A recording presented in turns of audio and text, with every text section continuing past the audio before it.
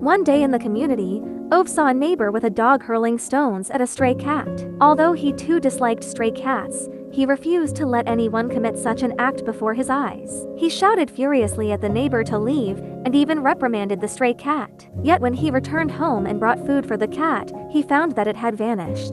Since hanging himself no longer worked, he decided to try another method. He borrowed a length of hose from Anita, intending to use car exhaust fumes to end his life. Before departing, he boasted to Rune about his plan, assuming that his friend wouldn't understand. But to his surprise, as he was leaving, Rune clutched the hose tightly, attempting to stop him, a desperate gesture of one unfortunate soul trying to save another. Still, Ove's mind was made up, and he snatched the hose away. He then went to his garage, connected the hose to his car's exhaust pipe, shut the door, started the vehicle, and played his favorite music, lying there quietly, awaiting the call of death. He had thought this plan would be infallible, but it wasn't long before a rapid series of knocks at his door disturbed him. Ove was beside himself with anger. The knocking came from Patrick's wife, Parvane, who explained that Patrick had fallen from a ladder and had just been taken to the hospital by an ambulance. Unable to drive herself, she hoped that Ove might give her a lift.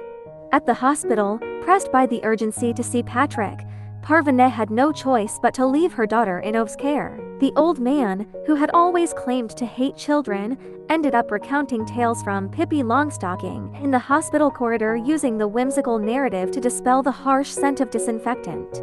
The next day, Ove arrived at the train station, intent on lying down on the tracks to end his life. Yet before he could act, a stranger suddenly collapsed down the platform. With a train roaring closer and onlookers raising their phones to record the scene, Ove cursed and jumped down onto the tracks to rescue the unconscious person. He managed to push the collapsed individual onto the platform, but he himself remained on the tracks. In that moment, as he almost resigned himself to death, he caught a fleeting glimpse of his former self. He remembered his father's death and the words his father once told him: "Never get too close to the tracks." Once again, his suicide plan had failed. Dejected, Ove returned to his community. Parvane stopped him and handed him a painting, explaining that it was created by her two daughters in gratitude for his help in getting them to the hospital, and also because she wanted him to teach her how to drive. Before he could even refuse, another sound caught their attention. It turned out to be the stray cat.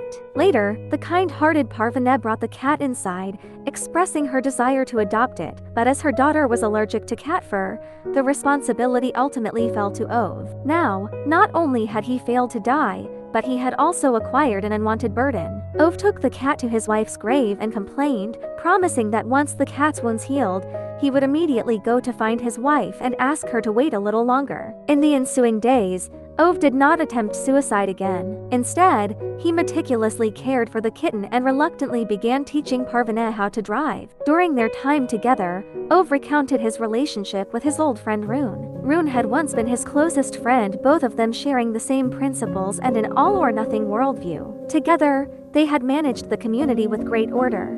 They were once destined to be lifelong friends, but one day Ove saw that Rune had bought a car, and it wasn't a Saab made in their own country, but a Volvo. This infuriated the stubborn Ove, who repeatedly argued with Rune until they eventually quarreled. After that, there was nothing left to say, and Rune suffered a stroke, confining him to his home. Ove knew that their rift was never really about a car, it was about their differing perspectives on the past, and that internal knot he could never untie. In the following days, Ove cared for the kitten with unwavering attention and began to enjoy a harmonious relationship with his neighbors. It was as if he had forged new bonds with the world, rekindling hope for life. Then one day, as a car drove into the community, he stopped the vehicle in anger and began berating the driver. The man behind the wheel, a mustachioed figure, was the head of a nearby nursing home, a truly nefarious individual who intended to take Rune to a nursing facility. Exploiting patients to swindle funds, he had visited many times and persistently badgered them,